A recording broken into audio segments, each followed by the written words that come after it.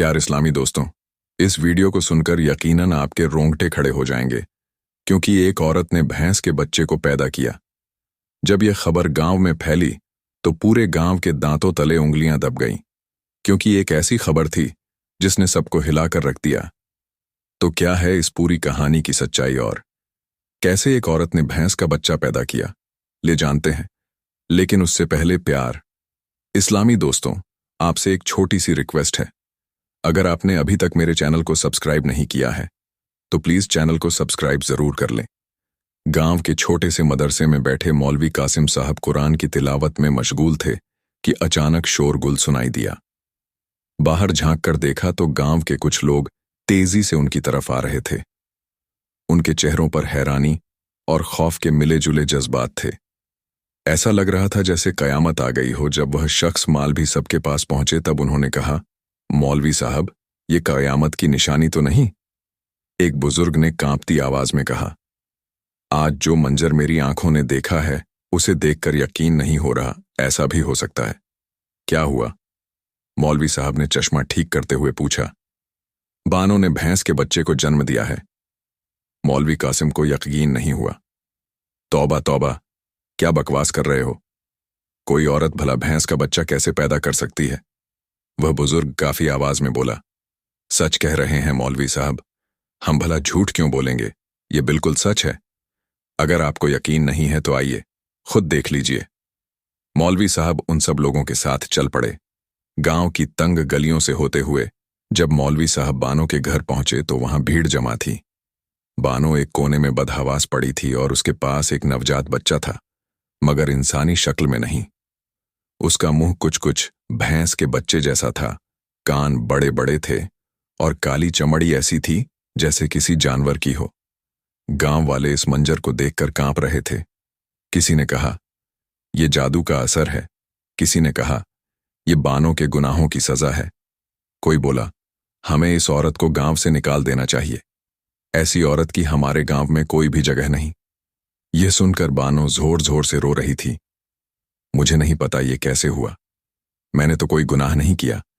इसमें मेरा कोई कसर नहीं, मेरी कोई गलती नहीं। जब मौलवी साहब ने यह सारा मंजर देखा तो मौलवी साहब ने सबको चुप कराया और कहा, इस्लाम में हर बात का हल है। गौर से सुनो, यह अल्लाह की तरफ से इम्तिहान भी हो सकता है और कोई बीमारी भी।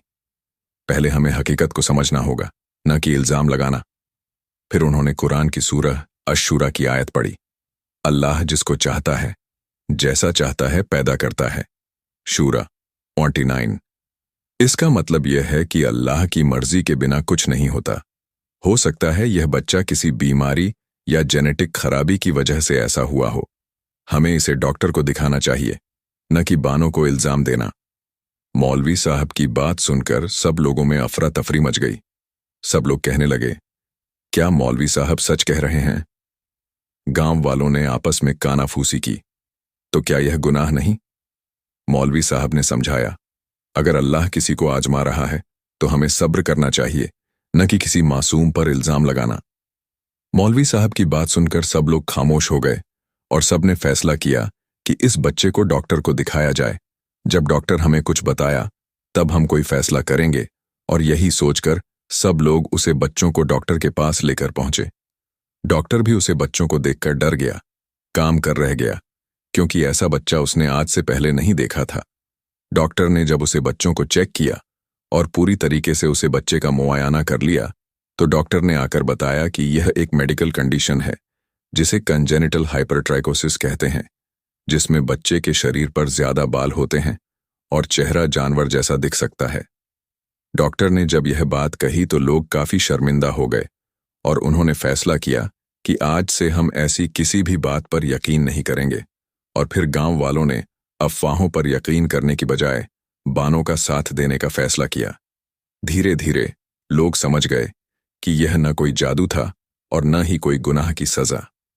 फिर सब लोगों ने मिलकर बानों का साथ दिया और उसे भैंस जैसे बच्चे को गांव में ही रख लिया और उसका डॉक्टर से इलाज करवाने लगे। मौलवी साहब ने आखिर में कहा, अल्लाह हमें सिखाना चाहता था कि हमें हर हाल में इंसाफ और रहमत से काम लेना चाहिए, न कि बेबुनियाद इल्जाम लगाकर किसी की जिंदगी तबाह करनी चाहिए।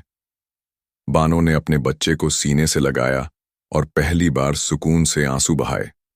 गांव में सबने एक दूसरे को देखा और महसूस किया कि आज उन्होंने इस्लाम का एक बहुत बड़ा सबक सीखा है, सब्र और इंसाफ। दोस्तों, आपको ये कहानी कैसी लगी कमेंट करके जरूर बताएं। सुनने का मकसद आपको सिर्फ और सिर्फ यह बताना है कि हमें हर हाल में इंसाफ करना चाहिए, किसी पर बेबुनियाद इल्जाम नहीं लगना चाहिए।